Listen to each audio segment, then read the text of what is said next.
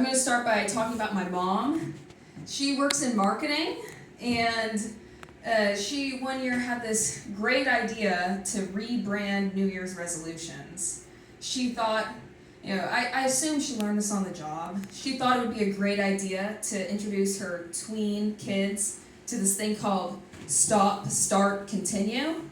And to this day, the only things that I want to stop, start, and continue is to stop having to hear her unsolicited advice, start practicing self-improvement on literally any day other than New Year's, and just continue living. That's all I have ambition for.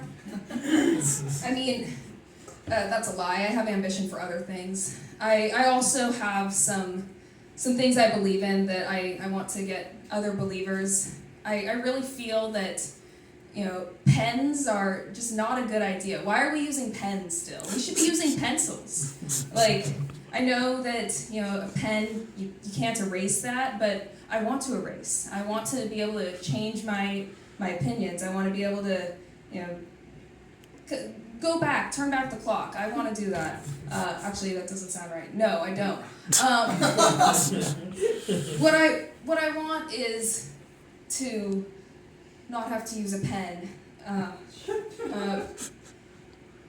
I think that when kids are using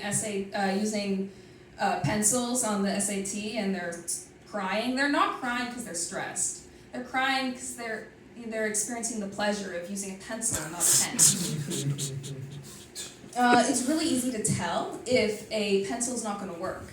A pencil might be dull. The lead might have fallen out. With a pen, it's a gamble every single time. You scribble until you give up on it, and then you chuck it across the room, and you grab another pen, you scribble until you give up on your life, and then you stab yourself in the eye.